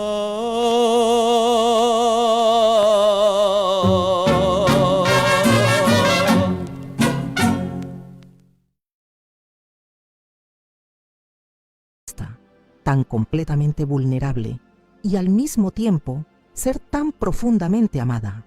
Todo el miedo al castigo, todo el terror al juicio que había sido la base de mi fe durante tantos años, simplemente se disolvió en aquella presencia que era pura aceptación. Lo miré, esperando más explicaciones, esperando que él me dijera qué hacer ahora, cómo arreglarlo todo, cómo reescribir la historia de mi vida. Pero él simplemente extendió su mano hacia mí, la palma abierta, en una invitación silenciosa. Yo dudé. Tanta culpa, tanta vergüenza, tanta indignidad llenaban mi ser en ese momento que aceptar su toque parecía lo más incorrecto y presuntuoso. No lo merecía. No era digna. Mi conflicto interno debe haber sido visible para él, pues su mirada permaneció fija en la mía, un océano de paciencia y amor. Y entonces, lentamente, venciendo la barrera de mi propia vergüenza, finalmente levanté mi mano temblorosa y toqué la suya. En el instante en que mi piel encontró la suya, algo extraordinario sucedió. No fue meramente un toque físico. Fue como si una onda de choque de puro amor, una energía viva y consciente, hubiera barrido todo mi ser, penetrando cada átomo de mi existencia. Sentí esa onda disolviendo instantáneamente cada duda, cada miedo, cada gramo de esfuerzo humano que yo creía necesario para merecer su amor. Toda la culpa acumulada, todo el peso de los rituales, toda la ansiedad de seguir las reglas con perfección, todo eso fue simplemente borrado, lavado por aquella corriente de gracia pura. Era como si una vida entera de suciedad espiritual estuviera siendo removida en un solo segundo. Y en ese instante de contacto, finalmente entendí, con una claridad que ninguna teología o estudio jamás podría darme. La respuesta nunca estuvo en los rituales, en las reglas, en la obediencia ciega a un sistema o en la aprobación de hombres. La respuesta siempre estuvo en él, solamente en él. La puerta nunca estuvo cerrada. Fui yo quien pasó la vida entera intentando forzarla con las herramientas equivocadas. De repente, todo a mi alrededor, aunque la luz intensa permanecía, comenzó a cambiar de enfoque porque la mayor transformación estaba ocurriendo dentro de mí. Era como si estuviera siendo rehecha, reconstruida de adentro hacia afuera, molécula por molécula, por un artesano divino. Mi corazón, que durante tantos años estuvo pesado con dudas, culpa y la carga de la religiosidad, ahora se sentía tan ligero como el viento, libre de una forma que nunca supe que era posible. Fue como si, por primera vez en mi vida, entendiera lo que significaba la verdadera libertad. No la libertad predicada por el mundo, que muchas veces es solo una licencia para el caos, sino la genuina libertad espiritual que proviene de verse ante la verdad absoluta y ser completamente aceptada. La sensación era abrumadora, aplastante en su magnitud, pero no de una manera que provocara miedo. Por el contrario, cada partícula de mi ser desbordaba de una reverencia y una gratitud tan profundas que no existen palabras para describirlas. Yo era una copa pequeña y agrietada siendo llenada por el océano entero, y en lugar de romperse, estaba siendo restaurada y expandida por aquella inmensidad. Entonces, me fue mostrada una última visión, la más clara y directa de todas. Era como un espejo de dos caras. De un lado, me vi en el convento, exactamente como era antes de todo aquello, la figura sombría y encorvada, recitando oraciones memorizadas con una cadencia mecánica, realizando penitencias, arrodillándome ante imágenes de yeso y buscando, con una mirada ansiosa y sumisa, la aprobación de los hombres y mujeres en posiciones de autoridad eclesiástica. Vi el peso invisible que cargaba sobre mis hombros, el miedo en mis ojos, el hambre desesperada de validación, y entonces la imagen cambió. Del otro lado del espejo, vi otra versión de mí misma, una que apenas reconocí. Estaba de pie, no de rodillas. No había velo cubriendo mi rostro, no había miedo en mi mirada. Estaba libre de las cadenas invisibles de la religiosidad. Estaba de pie, ante él, solo ante él, con mi corazón completamente desnudo y expuesto, sin nada que ofrecer más que mi propia existencia rota y rehecha. Y, por primera vez en mi vida, Aquello era suficiente. No había necesidad de méritos, de sacrificios o de pruebas. Simplemente ser, en su presencia, era el estado más completo de santidad que podía existir. En el instante en que esa verdad se cristalizó en mi ser, mi cuerpo espiritual comenzó a vibrar intensamente y un profundo sentido de urgencia se apoderó de mí. Supe, con una certeza inquebrantable, que mi experiencia allí estaba llegando a su fin, que el tiempo de aquel don se estaba agotando. Y con ese conocimiento, un pánico inesperado y visceral me dominó. No quería volver. No quería, de ninguna manera, regresar al convento, a la rutina sofocante, a las oraciones vacías y, sobre todo, a las dudas que ahora ya no podían ser ignoradas o suprimidas. ¿Cómo podría volver a vivir en una jaula después de haber experimentado la inmensidad del cielo? Quería permanecer allí para siempre, envuelta en esa paz, en esa verdad innegable, en ese amor que era la propia fuente de la vida. La idea de ser arrancada de aquella presencia y arrojada de nuevo a la penumbra de mi vida antigua era una forma de tortura que no podía soportar. Imploré en silencio, con toda la fuerza de mi alma: por favor, no me mandes de vuelta. Pero Jesús me miró por última vez, y su mirada no contenía una orden, sino un entendimiento profundo. Sin necesidad de una sola palabra comprendí: tenía que volver. Tenía que llevar aquella verdad conmigo, por muy pesada y transformadora que fuera. Mi tiempo allí había sido un regalo, una revelación, pero no una huida. Ahora, la elección era mía, y las apuestas eran mi propia alma. ¿Qué haría con aquello? Podría ignorarlo, fingir que nada había sucedido, intentar enterrar la experiencia como un sueño febril y continuar mi vida como antes, segura dentro del sistema que conocía. O podría seguir el camino estrecho, el camino de la verdad, un camino sin garantías, sin el consuelo de la tradición, sin la seguridad de una estructura religiosa, pero con él. Era la elección entre la seguridad de la mentira y la incertidumbre de la verdad. Y en el exacto momento en que percibí que, en el fondo de mi corazón, mi decisión ya había sido tomada, un torbellino de luz y energía me envolvió de forma abrumadora, y todo desapareció en un abrir y cerrar de ojos. Cuando abrí los ojos, una luz fría y artificial hirió mi vista, forzándome a parpadear varias veces. El olor a antiséptico y el sonido distante de pasos apresurados en un pasillo me hicieron entender rápidamente dónde estaba. Un hospital. Mi cabeza me latía y mi cuerpo, que momentos antes era etéreo y ligero, ahora parecía pesar 1 tonelada, cada miembro un ancla que me ataba a la cama dura. Intenté orientarme, pero el impacto de la experiencia aún reverberaba dentro de mí como un terremoto silencioso, haciendo que el mundo físico pareciera pálido y extraño. Y entonces llegó el miedo. Un miedo diferente al que conocía. No era el miedo a Dios, sino el miedo a los hombres. ¿Cómo podría siquiera empezar a explicar lo que había sucedido? ¿Cómo podría regresar al convento y actuar como si nada hubiera cambiado? Como si no hubiera visto lo que vi y oído lo que oí. Sabía, con una certeza que trascendía la lógica, que ya no era la misma persona que se había arrodillado ante aquel altar aquella noche.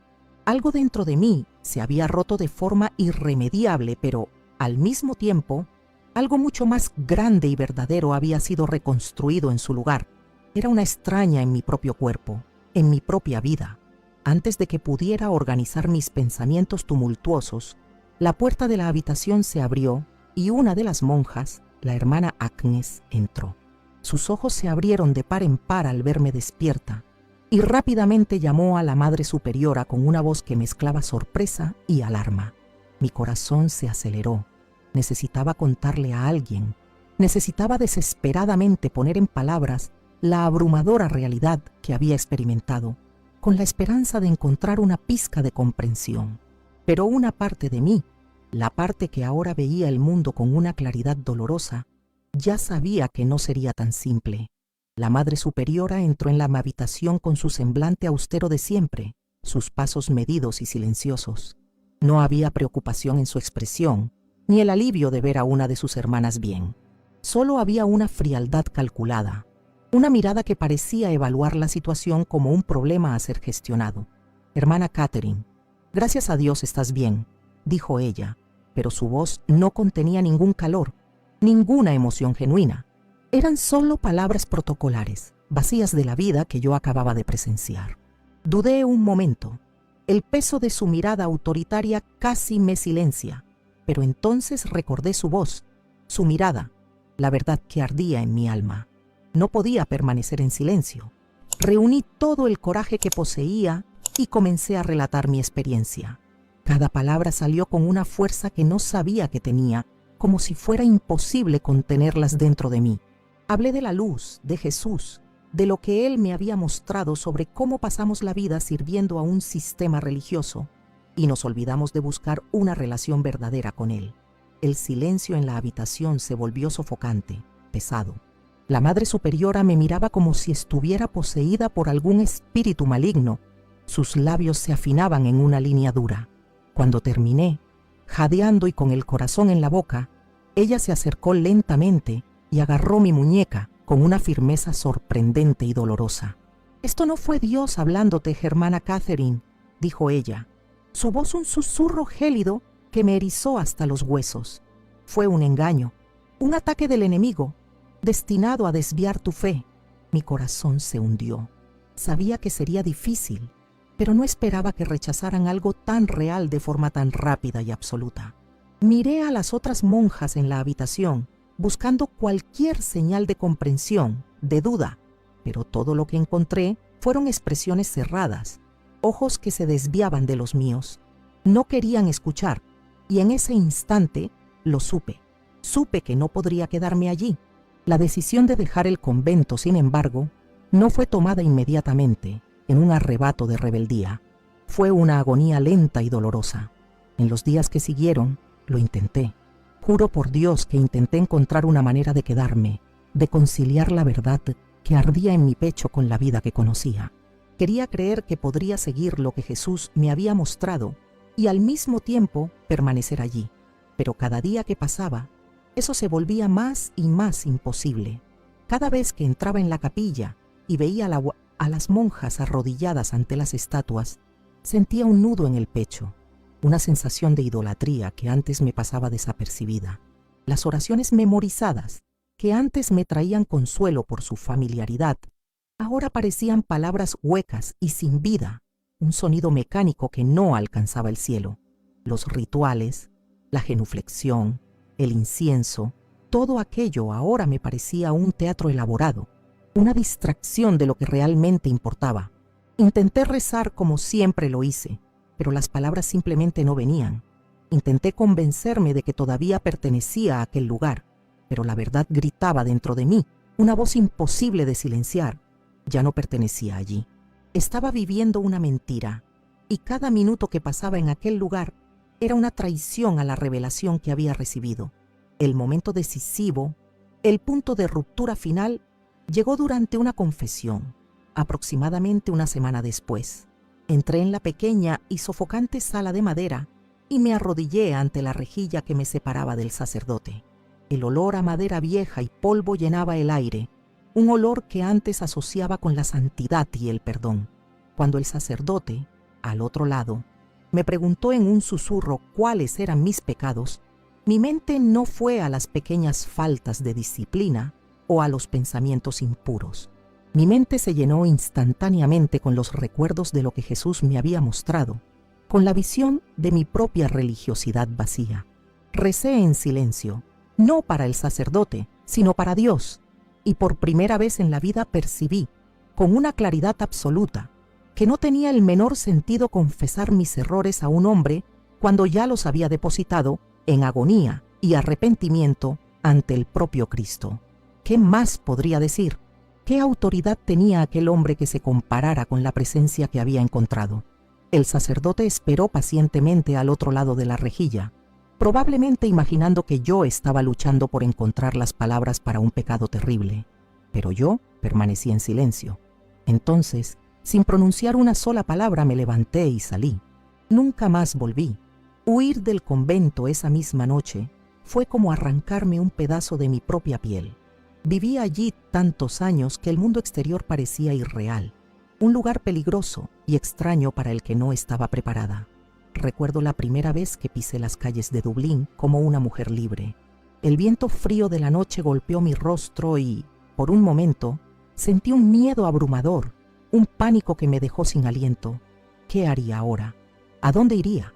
No tenía dinero, no tenía casa, no tenía una sola habilidad que sirviera para el mundo exterior. Mi familia, tan devota a la iglesia, tan orgullosa de la hija monja, nunca aceptaría mi decisión. Sería una vergüenza, una apóstata a sus ojos. Estaba completa y totalmente sola, pero incluso en medio de la desesperación que amenazaba con engullirme, había algo dentro de mí que no me permitía sucumbir, una pequeña brasa que el pánico no podía apagar. Era el recuerdo de él, el recuerdo de la mirada de Jesús, de la paz que sentí en su presencia, del amor que me reconstruyó. Aquel recuerdo, era más real y más sólido que la fría acera bajo mis pies y más fuerte que el miedo que helaba mis huesos. Vagué por las calles sin rumbo durante horas, mientras la ciudad se adormecía a mi alrededor. Las luces de los postes de iluminación parecían frías e indiferentes, y los pocos coches que pasaban eran como fantasmas apresurados. Mi mente era un torbellino de miedo e incertidumbre, pero por debajo de todo eso, el recuerdo de aquella luz y de aquel amor me mantenía en pie, un paso a la vez. Intenté organizar mis pensamientos, entender lo que el futuro me deparaba, pero todo era un gran borrón de imposibilidades. Fue entonces cuando, doblando una esquina en un barrio más tranquilo y residencial, divisé una pequeña iglesia a lo lejos. No se parecía en nada a las iglesias que yo conocía. No tenía imponentes torres góticas, ni inmensos y coloridos vitrales, ni imágenes doradas relucientes. Era una construcción sencilla, casi modesta, de ladrillos rojos, con una cruz de madera simple sobre la puerta. Su humildad era tan llamativa, en comparación con la grandiosidad a la que yo estaba acostumbrada, que por un instante dudé. Pero algo dentro de mí, una voz suave e insistente que estaba empezando a reconocer, me dijo que debía entrar. Era un impulso ilógico, pero era la única dirección que tenía. Empujé la pesada puerta de madera de aquella iglesia, sin saber exactamente qué esperar. Mi corazón latía fuerte en mi pecho, y la sensación de pisar un terreno tan desconocido me dejó profundamente inquieta. El espacio interior era pequeño, pero sorprendentemente acogedor.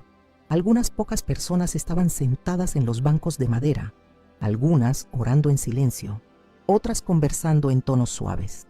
No había imágenes sagradas en las paredes, ni el fuerte olor a incienso en el aire, ni rituales siendo ejecutados.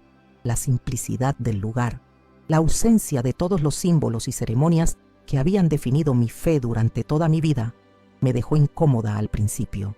Era extraño estar en un templo donde la fe no se manifestaba a través de objetos, sino solo a través de las personas y de la palabra. Fue entonces cuando una voz gentil y firme llamó mi atención.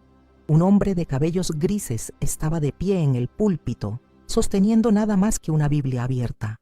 No usaba vestiduras pomposas ni hablaba con la formalidad de un sacerdote. Su tono era sincero y sus palabras eran directas. La verdad os hará libres, declaró, y todo mi cuerpo se erizó.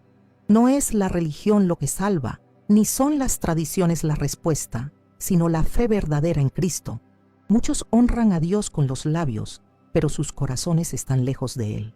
Todo mi cuerpo tembló. Eran las mismas palabras, la misma esencia de la verdad que Jesús me había mostrado. Mis rodillas casi cedieron. Me senté en uno de los bancos, intentando absorber el impacto de aquellas palabras. Esto no podía ser una coincidencia. Era como si el propio Dios me estuviera guiando, confirmando todo lo que Él ya me había revelado en aquel lugar de luz. Por primera vez, oí a alguien hablar sobre la salvación por gracia, sin necesidad de obras, penitencias o intermediarios humanos. El hombre predicaba directamente de la Biblia, sin interpretaciones distorsionadas, sin dogmas añadidos por hombres. Era puro, simple, verdadero. Lágrimas calientes comenzaron a brotar de mi rostro sin que pudiera controlarlas, lágrimas de alivio, de reconocimiento y de una alegría dolorosa. Por primera vez, desde que había huido del convento, sentí que estaba exactamente donde debía estar. Aquella era la fe que había buscado durante toda mi vida, pero que nunca había encontrado dentro de los muros de piedra y las reglas rígidas. Al final del sermón, cuando el pequeño grupo comenzó a dispersarse, uno de los miembros de la iglesia, un señor de rostro amable, se acercó y preguntó si necesitaba ayuda. Dudé por un momento. Contar mi historia significaría romper definitivamente con todo lo que había sido, pero en ese instante percibí que no había vuelta atrás. Lo miré a los ojos y con un nudo en la garganta, finalmente pronuncié las palabras que liberaron mi alma. Quiero conocer a Jesús, de verdad. En ese momento esperaba ser juzgada, quizás incluso ser objeto de sospecha o un interrogatorio sobre mi pasado. Toda mi vida me habían enseñado a desconfiar de las emociones y a atenerme a la doctrina. Pero para mi completa sorpresa, los ojos del hombre no se llenaron de desconfianza, sino que brillaron con una mezcla de comprensión y alegría genuina. No me preguntó sobre mi pasado, ni cuestionó mi decisión de dejar el convento. Simplemente sonrió, una sonrisa que alcanzó sus ojos, y dijo las palabras que terminaron de demoler la fortaleza que yo había construido alrededor de mi corazón. Ya has empezado para encontrarlo. Esas palabras me golpearon de una forma que nunca imaginé. Toda mi vida me enseñaron que encontrar a Dios exigía esfuerzo, sacrificio, penitencia, años de obediencia ciega a un sistema complejo. Pero allí, en un banco de madera simple, rodeada por extraños que amaban a Jesús de una forma que yo nunca había visto, entendí la verdad.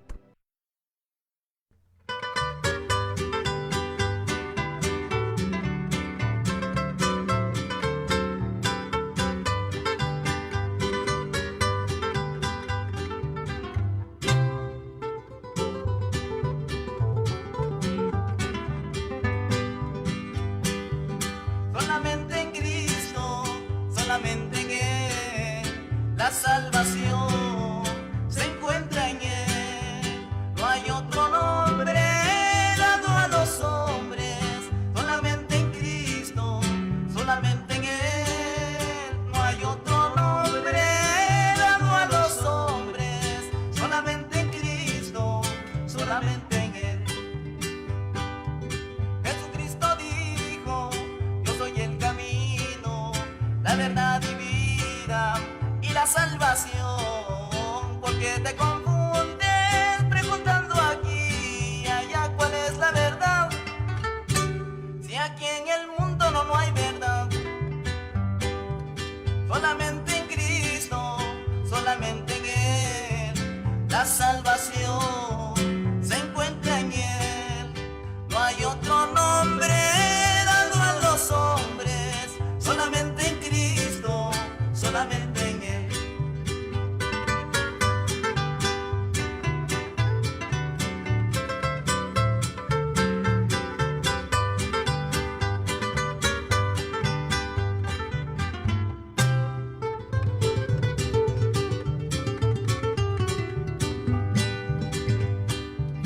Aunque tú busques por el mundo entero, salvación alguna no hallarás, pues solo en Cristo hallarás la vida.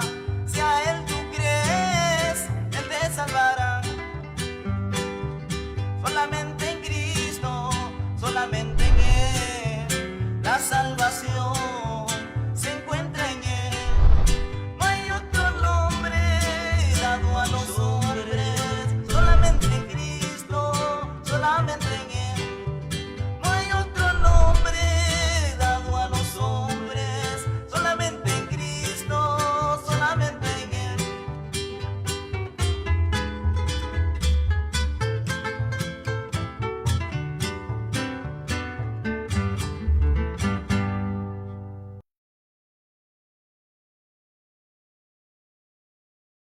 A una relación verdadera, un corazón rendido.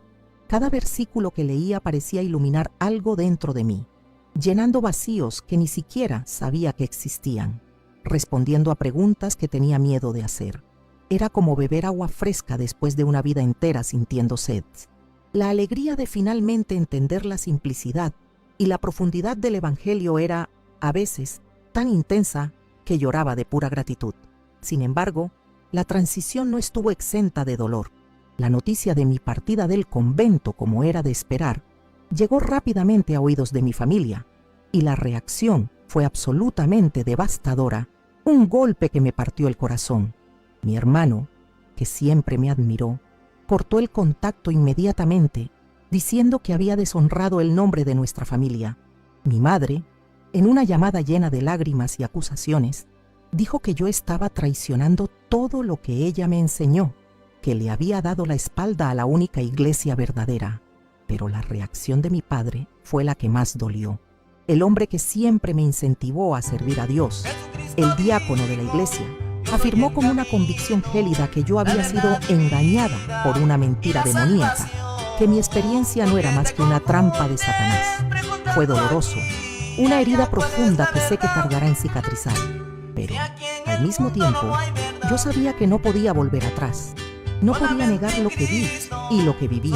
Había encontrado la verdad y ahora tenía que vivirla, costara lo que costara. Las noches siguientes fueron solitarias y difíciles. No tenía a dónde ir, así que pasé varias semanas durmiendo en una pequeña habitación en la parte trasera de la iglesia, intentando recomponer los pedazos de mi nueva vida. Todo lo que conocía, todo lo que creía, me había sido arrebatado en cuestión de días. Sin embargo, al contrario de lo que temía, no me sentía vacía. Por el contrario, había una paz inexplicable dentro de mí,